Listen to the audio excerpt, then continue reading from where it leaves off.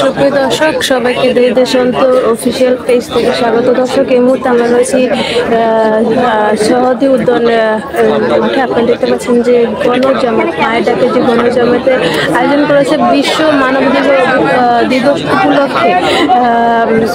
সহদী উদ্যানে মায়ের ডাকে গণজামায়াতে ডাক দিয়েছেন। এখানে বিভিন্ন শ্রেণীর লোক রয়েছেন। সেখানে রয়েছে যে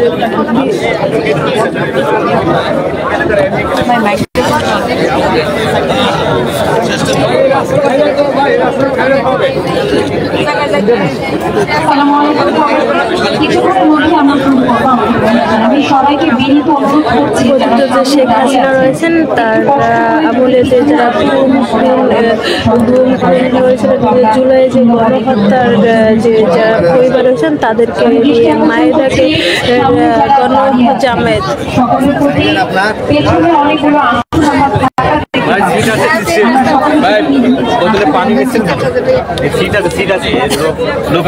একটু খাই, একটু আমরা সামনে অসংখ্য মানুষকে দাঁড়িয়ে থাকতে দেখছি। পেছনে আপনাদের বসার ব্যবস্থা করা হয়েছে। আমি সবাইকে অনুরোধ করছি, সবাই সবার আসন করে আমাদের সহায়তা করবে। ভলান্টিয়ার যারা আছেন, বিভিন্ন যে যারা হাসিনার সময় যে যারা বিভিন্ন কাজে যে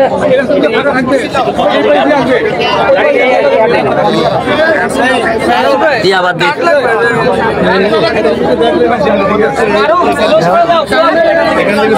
একটাই থাকে, এটা নিয়ে এত চলাফেরা করা, পা লাগালো, আমি সব করছি। আপনি অনেক টাকা নষ্ট করছি। আমি বাড়ি ছাড়া হয়েছি, আমার ঘরের কোনো আসবাবপত্র কিচ্ছু থাকে। পরিবহন সেক্টরে শ্রমিক কল্যাণ ফেডারেশনের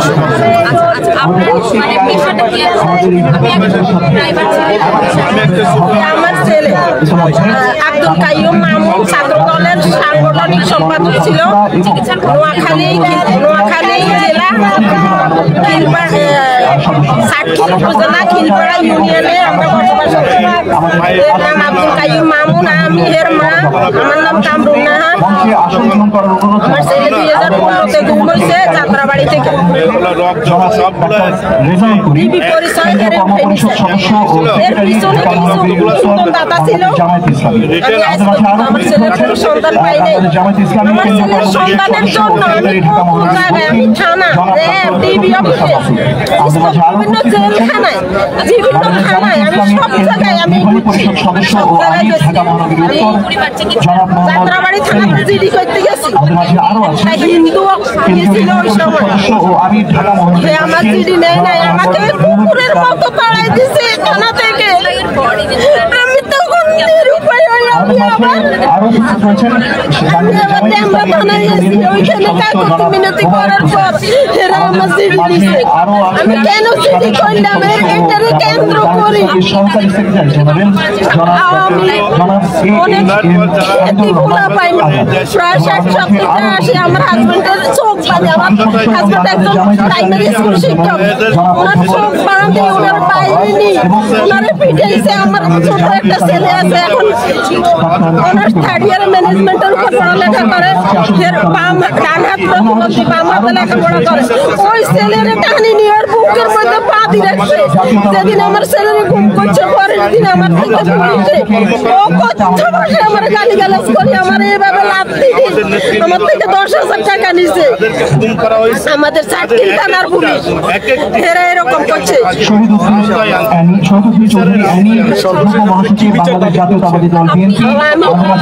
আমি আপনাদের সবার কাছে, আমি সারা বাংলাদেশের সবার কাছে শুধু আমার একটাই চাওয়া, একটাই চাওয়া, আমার সন্তানকে আমি জীবিত চাই বাবা।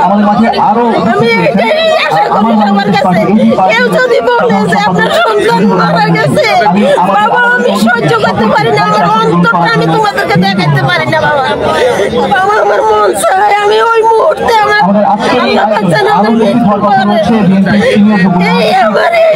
একটাই চাওয়া, যদি জীবিত থাকে আমার জীবিত ফিরে দেন, আর যদি না থাকে আমার ছেলের লাশটা হইলেও আমারে একবার দেখান এবং কোন জায়গায় রাখছে আমার ওই জায়গা থেকে উঠাই নিয়ে দেন। আমি আমার বাড়িতে নিয়ে আমি কবর দিয়ে বলবো যে এটা আমার ছেলের শেষ ঠিকানা। আমি ওই জায়গাতে যাই, আমি দেখবো যে এখানে আমার মামুন শুয়ে আছে।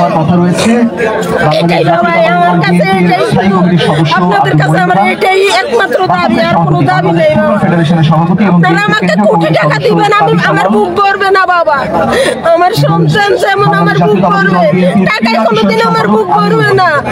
তারপরে আমি বলি সবার কাছে, আপনাদের কাছে, আমি অসুস্থ অবস্থায় নোয়াখালী থেকে এখানে আসছি শুধু সবার কাছে জানানোর জন্য, সবার কাছে বিচার দেওয়ার জন্য, সবাইকে বলার জন্য যে আমার মতো যেন এইভাবে কোনো মার সন্তান এইভাবে যেন আর না হয় বাংলাদেশে, এইভাবে কোনো মার পরিচয় যেন এইভাবে আর চালা না হয়।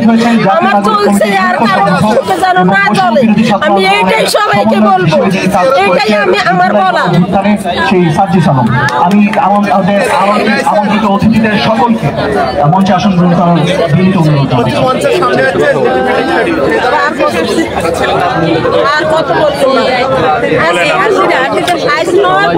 আমি বলতে বলতে অন্ধ হয়ে যাইতেছি বাবা। আমরা দেখতে পাচ্ছি আমাদের মাঝে এসে উপস্থিত হয়েছেন, শুনতে পেলেন যে শেখ হাসিনার আমলে যে গুম হওয়া পরিবার রয়েছেন তাদের যে আর্তনাদ, তারা জানিয়েছেন বিগত 8 বছর যাবৎ তার সন্তানকে খুঁজে পাওয়া যাচ্ছে না এবং তিনি ছিলেন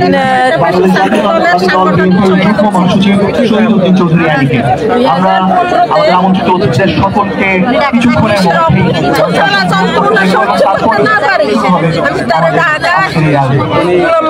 স্কুলে পড়ালেখার জন্য কলেজ থেকে একটা প্রত্যয় একজন শিক্ষিত আমার সন্তান কেন মূর্খ থাকবে?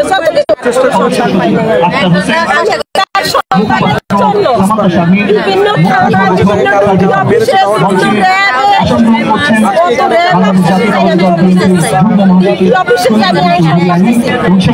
শেষ পর্যন্ত আমি কারাগারে পর্যন্ত গেছি, বিভিন্ন থানায় গেছি।